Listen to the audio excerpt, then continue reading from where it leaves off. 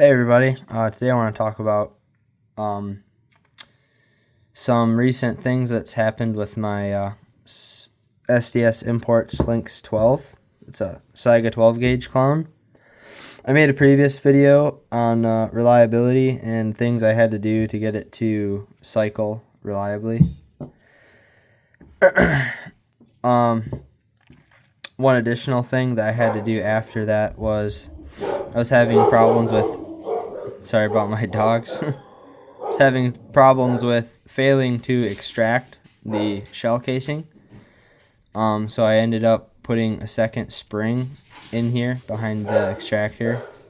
You pop this pin out and the extractor will come out.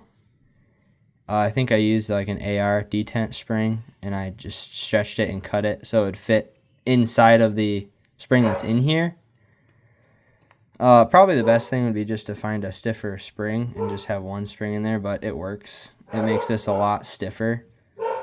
So that helped, but I think what actually fixed that issue was I cleaned and polished the chamber really, really well. And that seemed to help. I didn't have any failures to extract after that. But anyway, I am retiring this shotgun, and I'm going to recommend to you or anybody thinking about buying one of these clones to stay away from them. Unless you're just looking for a range toy that you don't care about. I mean, if you have the money, I guess go for it. But for me, I was looking for a reliable magazine-fed semi-auto shotgun. And I came across the Saiga 12, and if you're watching this, you probably know that a real Saiga 12 is around $3,000. Usually, you can probably get an unconverted one for $1,600. I think I saw one, but you're looking at spending quite a lot of money. And this was an affordable option. I found this at my sporting goods store for I think $500 and some, which is a lot better than $3,000. But right after I bought it, I immediately had problems with it. And if you go back and watch my reliability tips video, all that stuff I had to do after I spent the money to buy this, and I had to burn through ammo constantly to try to figure out how to make this thing work. And it did end up working, but right when I got it to work reliably, right after that video actually, the operating rod snapped off right here. I fixed it, that's why it's on here, but right here at the tip of the bolt carrier, this piece is actually separate. It snapped right off. And funny enough, the gun was actually still somewhat cycling, and I only noticed that it broke because it was making a rattling noise, like there's some pocket change in there. So I ended up popping that pin out there, you can see, and you can take a punch and you can punch the operating rod right out. So I punched that piece out, welded it back on, and I filed the shoulder back on the operating rod, put it back in, pinned it, and that got it back up and running again. But then, right after that, the front sight block, I noticed, was loose. And the way I found that out was I was putting 3-inch BB shot through it, and the dust cover flew off. And it's because this piece right here that captured the dust cover was wiggly. And I believe it's because this pin, actually I know, it's because this pin right here is what captures the sight block and the barrel into the front trunnion. I believe that also captures the barrel and the front trunnion. I could be wrong, but this pin was actually getting beat to death by this shoulder right here on the operating rod. It was, every time it would cycle, it would hit that and bounce over it. just like that. And it's hard to see, but if you were to look in there, the pin is actually showing on the bottom side of this surface, and it's absolutely beat to death.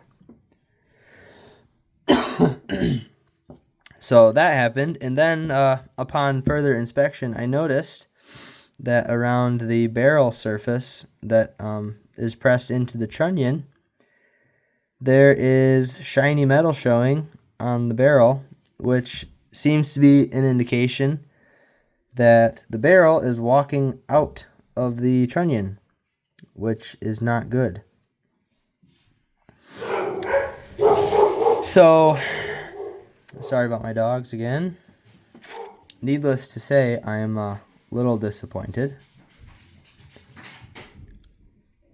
But I figured I should make an update and tell you what's been going on with this shotgun.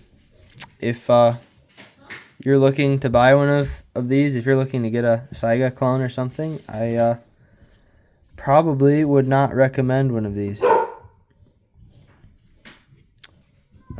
Either save up the money and buy a real one, or if you're looking for a tried and true combat shotgun, I would stick to a Remington 870 or a Mossberg 500.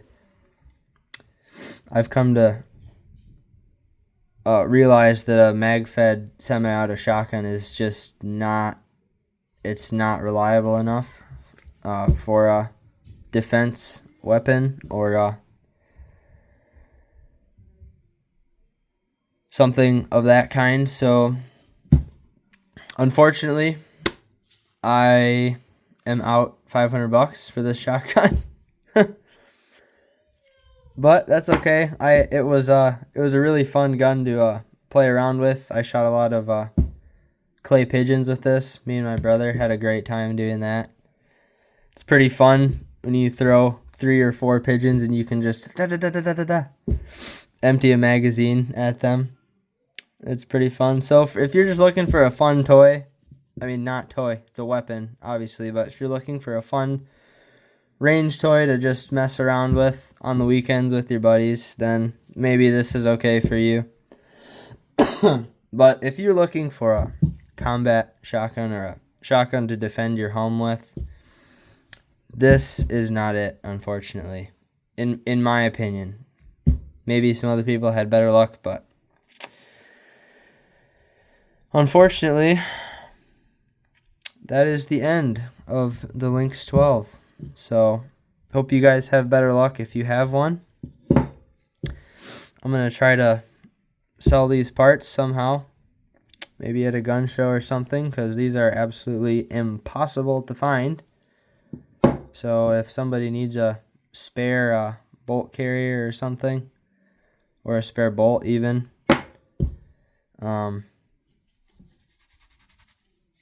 well, I guess let me know.